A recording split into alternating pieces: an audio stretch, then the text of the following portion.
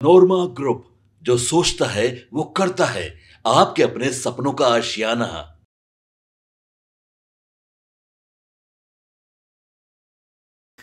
दो राज्यों के चुनाव और कई राज्यों में हो रहे उपचुनाव को लेकर के सरगर्मी बढ़ी हुई है। तो वहीं आपको, जैसा कि हमने लगातार बताया है, कि राजनीति भी खूब हो रही है। इस राजनीति में आपने देखा होगा कि कैसे बिहार से झारखंड तक की यात्रा करते हुए तेजस्वी यादव ने अपने सहयोगियों को एक साथ समेटा। मुकेश सहनी एक बार फिर से जमकर चुनाव प्रचार किए और अभी भी वो चुनाव प्रचार के साथ साथ उत्तर प्रदेश सहित कई राज्यों में भ्रमण भी कर रहे हैं। आज उत्तर प्रदेश में एक कार्यक्रम के सिलसिले में वो गए हुए थे। वहाँ विकासशील इंसान पार्टी के संस्थापक और बिहार के पूर्व मंत्री मुकेश सहनी ने उत्तर प्रदेश के गाजीपुर में मैराथन दौड़ प्रतियोगिता में बतौर मुख्य अतिथि शिरकत की। इस दौरान उन्होंने विजयी प्रतिभागियों को पुरस्कार तो दिया ही, और इसके साथ साथ उन्होंने प्रोत्साहन सम्मान भी दिया।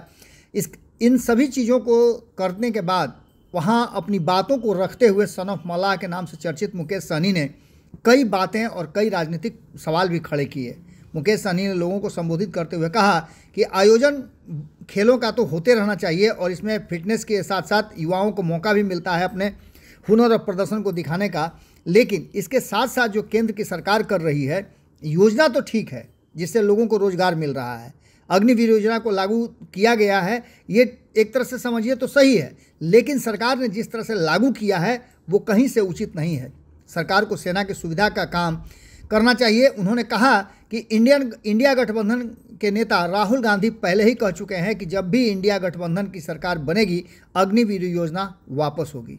अभी हम विपक्ष में हैं और सरकार को आईना दिखाएंगे। उन्होंने घोषणा करते हुए कहा कि जैसे ही इंडिया गठबंधन की सरकार बनेगी अग्निवीर योजना समाप्त करके इसे रेगुलर में हम तब्दील कर देंगे। इसके साथ साथ उन्होंने कहा और भारतीय जनता पार्टी पर जमकर हमला भी किया। मुकेश सहनी ने स्पष्ट तरीके से कहा कि जिस तरह से वोट की ताकत को लोग समझने लगेंगे और वोट की ताकत समझने के बाद लोग जब अपने अधिकार को समझने लगेंगे तो सब कुछ बदल जाएगा और लोकतंत्र की वास्तविक स्थिति वही होगी। उन्होंने कहा कि इस ताकत के जरिए जनता की भलाई करने वाली सरकार चुननी चाहिए। उन्होंने भाजपा पर कटाक्ष करते हुए कहा कि जो सरकार 5 किलो अनाज बांटकर इसे विकास बताती हो वैसी सरकार को बदलने की ज़रूरत है। हमारे देश में बेरोजगार युवाओं को रोजगार चाहिए, महंगाई पर कंट्रोल चाहिए और इसके साथ साथ इस तरह के अग्निवीर जैसी योजनाएं जो कि गुमराह करती हैं युवाओं को नहीं चाहिए। इसके अलावा उन्होंने और भी कई बातें कही। आपको सुनना चाहिए कि मुकेश सहनी ने क्या कहा है। और उत्तर प्रदेश से उन्होंने सीधे केंद्र की सरकार पर निशाना साधा है। उत्तर प्रदेश ही वो जगह है, वो जरिया है जहां से सीधे दिल्ली की गद्दी तक पहुंचा जा सकता है। बिहार से होते हुए उत्तर प्रदेश और उत्तर प्रदेश से दिल्ली की यात्रा कब करेगी इंडिया गठबंधन, ये भी मुकेश सहनी ने बताया। युवा साथी, माता बहन सभी को सन ऑफ मल्लाह मुकेश सहनी की ओर से नमस्कार, प्रणाम। साथियों, आज मैं आप लोगों के बीच में आया हूं और मैराथन दौड़ का आयोजन किया गया है। काफ़ी सालों से समय से आप लोग हमसे समय मांग रहे थे, समय नहीं रहने के कारण नहीं आ पाए, लेकिन इस समय मैंने निकाल कर मैं आपके बीच में आया हूं। जब आया हूं तो कुछ अपनी बात को रखूं। अभी हमारे इससे पूर्व में प्रवक्ता साथी ने भी बात को रखा कि इंसान को सबसे ज़्यादा जरूरी है क्या? एजुकेशन। एक रोटी कम खाइए, लेकिन सबसे पहले अपने बच्चे को पढ़ाइए, लिखाइए, काबिल बनाइए। जब तक आपका समाज शिक्षित नहीं होगा, जब तक आपके बच्चे पढ़े लिखे नहीं होंगे, तो इस समाज में बहुत सारे लोग चालाक हैं। वो चालाक जो है वो आपके बच्चे को वो गुलाम बना के रखेंगे, उनको गुमराह बना के रखेंगे। तो इससे सबसे ज़्यादा जरूरी है उस बच्चे को पढ़ा लिखा देना। जरूरी नहीं कि उनको नौकरी मिल जाएगा, लेकिन वो पढ़े लिखे होंगे तो बचपन से लेकर बुढ़ापा तक क्या काम करना चाहिए, क्या नहीं करना चाहिए, कहाँ पर कितना बोलना चाहिए, क्या बुरा काम नहीं करना चाहिए, क्या अच्छा काम करना चाहिए, सब चीज़ का ज्ञान होगा। मानो एक जिंदगी में, आपके जिंदगी में आँख का जितना उपयोग करते हैं, अब कुछ लिखा हुआ है तो आँख है तो आप पढ़कर बता सकते हैं, लेकिन अगर पढ़े लिखे नहीं हैं आंख रहते हुए भी आप उस किताब को पढ़ नहीं सकते, यानी कि आप कह सकते हैं कि आंख से भी ज़्यादा आपके एजुकेशन की ज़रूरी है। तो इसलिए साथियों, यहाँ पे माता बहन बड़ी संख्या में है, आप लोग पढ़ाई लिखाई अपने बच्चों को कराइए। और निश्चित तौर पे इंसान की ज़िंदगी में सब चीज़ की आवश्यकता है, अपने स्वास्थ्य पे भी ध्यान रखा कीजिए, क्योंकि स्वास्थ्य रहेगा तो सब चीज़ रहेगा। तो इसके लिए सुबह उठना, व्यायाम करना, योगा करना।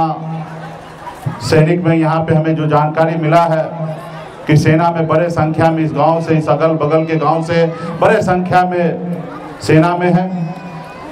हमने पहली बार मुंगेर जिला बिहार में मैं गया, एक प्रखंड में बहुत बड़े संख्या में, हजारों के संख्या में नौकरी में है, वो शिक्षक में। और दूसरा भी आपके गांव में मैं आया हूं, जहां पर मैं देखने के लिए मिल रहा, सुनने के लिए मिल रहा है कि बड़े संख्या में यहाँ पे लोग सैनिक में है।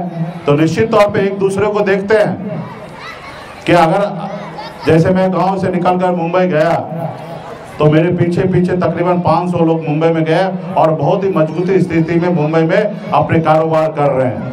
अगर मैं नहीं जाता तो बड़े संख्या में नहीं आते।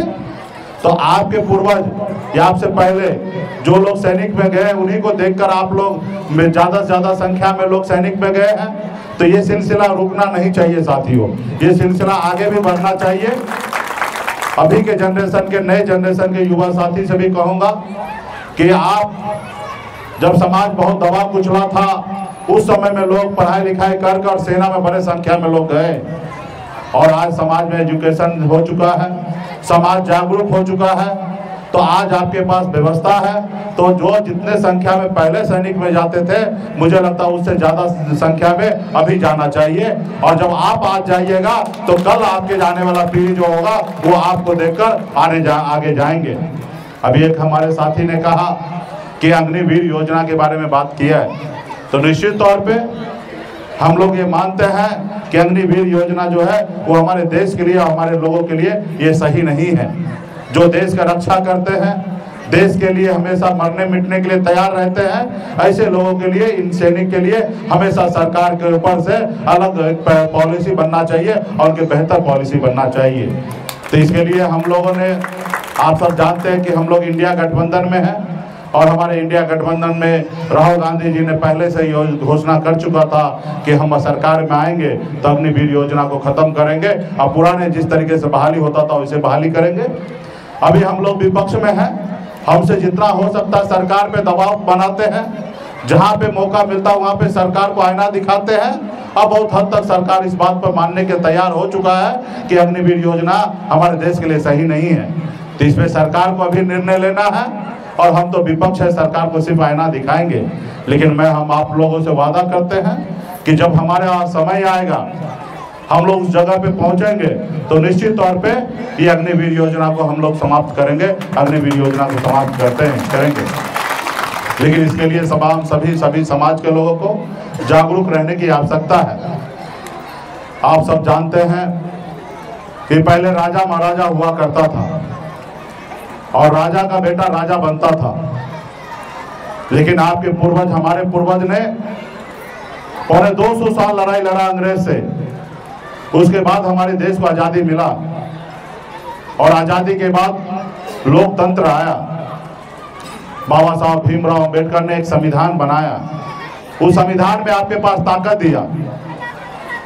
उन्होंने कहा कि राजा का बेटा राजा नहीं बनेगा, अब राजा इस देश का वो बनेगा जिसके पास वोट होगा, और वोट का ताकत आपको दिया है।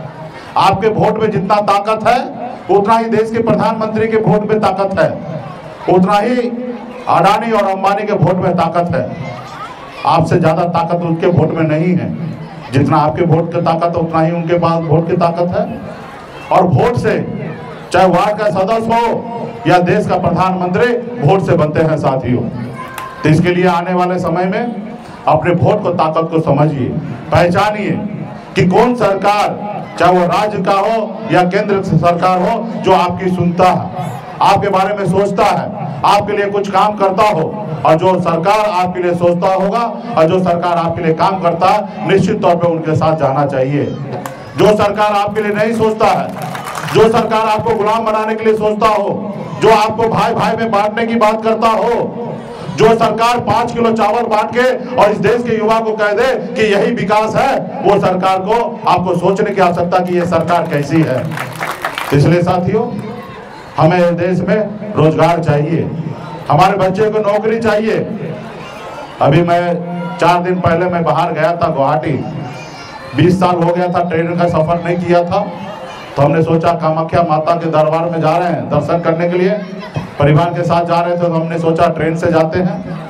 मैं ट्रेन में बैठा, जो काम 50 आदमी काम करता था वो काम से 15 आदमी में रख दिया गया, और वो भी सब सारे के सारे कॉन्ट्रैक्ट। जिनकी 50,000 सैलरी मिलना चाहिए था उनको 15,000 रुपये की सैलरी मिल रहा है, और वो 15,000 रुपये में वो 24 घंटा आपके लिए काम करता है ट्रेन पे बैठकर, आपकी बाथरूम भी वही साफ करता है। आप बताइए हमारा भारत कहाँ जा रहा है। तो इसलिए साथियों, इस देश में उद्योगपति पूंजीपति का बोलबाला होते जा रहा है। तो इसलिए जिस तरीके से पहले आपके पूर्वज ने लड़ाई लड़ा, उसी तरीके से आपको लड़ाई लड़ना पड़ेगा। गरीब के पास एक ही हथियार है, वो वोट। सही से आप गिराइएगा तो आपका अधिकार मिलेगा। आपने देखा बिहार में या उत्तर प्रदेश में सामाजिक न्याय के लिए लड़ने वाले, चाहे काशीराम जी हो या लालू प्रसाद यादव जी हो या मुलायम सिंह यादव जी हो, बहन मायावती जी हो या स्वर्गीय रामविलास पासवान जी हो या नीतीश कुमार जी हो, ये लोग गरीब पिछड़ा दलित की हक अधिकार के लिए लड़ाई लड़ते हैं। ये लोग सामाजिक न्याय के लिए लड़ाई लड़ते हैं।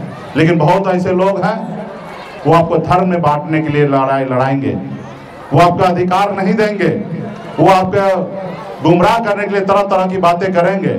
तो आने वाले समय में इसे इस तरीके से बचना है।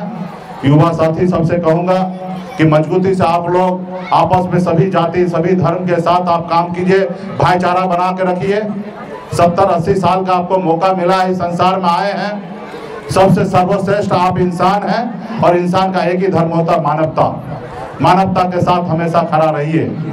आज आप रास्ते से चल रहे हैं, जाति धर्म जो भी हो, अगर कोई घायल हो, एक्सीडेंट हो गया, तो आपका मानवता कहता है, आपका कर्तव्य करता है कि उसको उठाइए और हॉस्पिटल तक पहुंचाइए।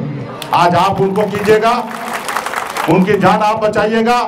कल क्या पता आपके भाई रोड के नीचे किसी ट्रक के नीचे कुचला रहे, आपका कोई दूसरा साथी उठाकर उनको हॉस्पिटल बचाएंगे, लेके जाएंगे, उनकी जान बचेगा। ये है मानवता। कोई भूखा है उसको खाना खिलाइए, जो प्यासा है उसको पानी पिलाइए। ये पहले जिस तरीके से हमारे पूर्वज जो जिस तरीके से करते थे, वैसे हमें आने वाले समय में करना है। ये देश दुनिया आगे बढ़ रहा है, चालाक लोग बहुत आ रहे हैं, लेकिन उनसे भी आप सबको हम सबको बचने की आवश्यकता है। तो इसलिए तमाम हमारे साथी से आग्रह है कि आप लोग जो काम कर रहे हैं वो उसी तरीके से हर साल करते रहिए। और इससे क्या होता है कि आप गांव क्षेत्र में अगल बगल में लोग सीख लेते हैं और एक दूसरे को देखकर आगे बढ़ने का चाह होता है। हम लोग कोई अमीर घर में जन्म नहीं लिए, हम भी बहुत साधारण गरीब परिवार में जन्म लिए। पिताजी मछली मारते थे, आ सकता है। तो इसलिए तमाम हमारे साथी से आग्रह है कि आप लोग जो काम कर रहे हैं वो उसी तरीके से हर साल करते रहिए। और इससे क्या होता है कि आप गांव क्षेत्र में अगल बगल में लोग सीख लेते हैं और एक दूसरे को देखकर आगे बढ़ने का चाह होता है। हम लोग कोई अमीर घर में जन्म नहीं लिए, हम भी बहुत साधारण गरीब परिवार में जन्म लिए। पिताजी मछली मारते थे, दादाजी मछली मारते थे। हम ऐसे गरीब परिवार में जन्म लिए जिस परिवार में अगर एक रोज मछली ना मारा जाए तो दूसरे रोज घर पे खाना नहीं बनता। हमने ऐसे घर में गरीबी में जन्म लिया। लेकिन मैंने 18 साल की उम्र में गांव छोड़कर मुंबई चला गया, वहाँ मेहनत किया, मजदूरी किया। अपने दम पर मुंबई जैसे शहर में हमने कामयाबी का झंडा गाड़ दिया। फिर मैं बेहतर जिंदगी जीने लगा, ऐशोआराम की जिंदगी जीने लगा। तो मैंने देखा कि लोग चांद पे घर बनाने के लिए सोच रहा है, लेकिन आज भी हमारे इस धरती पर हमारे लोगों के रहने के लिए घर नहीं है। और फिर मैंने बम्बई का ऐशोआराम जिंदगी को छोड़कर मैं बिहार, यूपी, झारखंड में अपने समाज को जागरूक करने के लिए पिछले 10 सालों से लगातार मैं लड़ाई लड़ रहा हूँ। साथियों, लड़ाई लड़ रहा हूँ। आज आपके समाज के बंगाल में आरक्षण मिल रहा है एससी का, आपके समाज को दिल्ली में आरक्षण मिल रहा है एससी का, लेकिन आपको नहीं मिल रहा। इसके लिए हम लोग लड़ाई लड़ रहे हैं कि देश का प्रधानमंत्री जब एक है, देश का संविधान एक है, तो फिर हमारे साथ भेदभाव क्यों हो रहा है? हमारे एक भाई को आरक्षण दिल्ली में मिल रहा है तो उत्तर प्रदेश या बिहार में क्यों नहीं मिल रहा? आज इसके लिए लड़ाई लड़ रहे हैं। आप बिहार में चले जाइए, एक भी निषाद का बेटा कलेक्टर नहीं है। हर जाति धर्म के लोग आगे बढ़ रहे हैं, लेकिन हम लोग बहुत पीछे हैं। तो इसमें तो हम दूसरे का दोष नहीं देंगे, ये दोष आपको और हमको लेना पड़ेगा। कि आप और हम जागरूक नहीं हुए, जिसके कारण आज हम इतना पीछे हैं। लेकिन अभी समय बदल रहा है, आप और हम जागरूक हो रहे हैं। आने वाला समय में निश्चित तौर पे हम लोग लड़ाई लड़कर अपने हक अधिकार को जरूर लेंगे साथियों, अपने हक अधिकार को लेंगे। इसलिए तमाम सभी साथी से, सभी जाति धर्म के लोग यहाँ पे उपस्थित हैं, सभी से वही आग्रह है कि अपने बच्चों को पढ़ाइए लिखाइए और उसको काबिल बनाइए, और जब काबिल बनेंगे निश्चित तौर पे आगे जाएंगे। और बड़े संख्या में मैं यहाँ पे युवा को देखता हूँ। आप सबसे भी कहूँगा कि आप लोग अपनी अपनी तैयारी कीजिए, अच्छे काम कीजिए, अपने व्यवसाय कीजिए, और इसमें आप लोग आगे बढ़िए। और कहीं कोई दिक्कत है, अगर 10-20 हज़ार रुपये की नौकरी की आवश्यकता है टेम्पोररी में, तो मनीष जी को फोन कीजिएगा, आप लोगों का उसका काम का व्यवस्था हम लोग करने का काम करेंगे। बहुत बहुत धन्यवाद आप सभी को, बहुत बहुत धन्यवाद।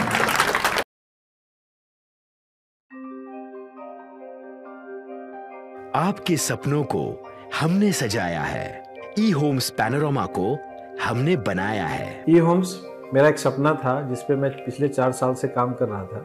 हमने जो बनाया है वो सबने है माना। ई होम्स पैनोरामा में हो आपका भी आशियाना। और फाइनली हमने 2021 में इस प्रोजेक्ट को लॉन्च किया। बहुत लोग अप्रिशिएट कर रहे हैं कि पूर्णिया जैसे शहर में, बिहार के, एक तो बिहार की बात करें उसमें भी पूर्णिया जैसे छोटे जगह में इस तरह का लाइफस्टाइल देना, ये सुन के हम लोगों को बहुत अच्छा लगता है।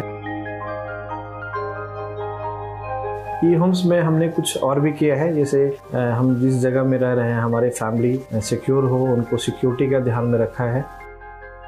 आपकी सुविधा और सुरक्षा आपके लिए खास है, ये आपका विश्वास है। इसमें आर्टिफिशियल इंटेलिजेंस का 7 लेयर सिक्योरिटी का हमने इस्तेमाल किया है। लस ग्रीन कैंपस को बनाया है। यदि हमारा बाउंड्री वाल है तो वो वर्टिकल गार्डन है। ये जितनी भी फैसिलिटी होता है एक इंटरनेशनल टाउनशिप में ई होम्स है, ये हम लोग विश्वास नहीं कर पा रहे हैं। जो भी हमारे मित्र दोस्त या जो भी हमारे बाहर के बाहर आते हैं तो हम लोगों को बहुत अच्छा सुनने को मिलता है और बहुत अच्छा क्रेडिट मिल रहा है। वो सारा हमने सिर्फ एक बिल्डिंग नहीं बनाया, हमें एक बहुत अच्छा लाइफस्टाइल दिया ई होम्स में, और मेरा एक सपना था जिसको मैं आज फुलफिल होते हुए देख पा रहा हूँ। ये आपका आवास है। ई होम्स पैनोरामा में अब आपका निवास है। E Homes Panorama, luxurious lifestyle redefined. Panorama group, जो सोचता है वो करता है। अगर ये वीडियो पसंद आई और वह बिहार के राजनीति और बिहारियत से सरोकार रखेनी तो सब्सक्राइब बटन दबा के चैनल के सब्सक्राइब कर ली। ओजे एगो घंटी बा, ओकरा बटन दबा देला से कुल सटीक और मारक खबर रुआ मुफ्त में मिल जाई। अगर रुआ पत्रकारिता के हमनी के नया प्रयोग में सहयोग कर चाहतानी तो ज्वाइन बटन दबा दी। पेटीएम नंबर नोट कर ली 9386816700। धन्यवाद।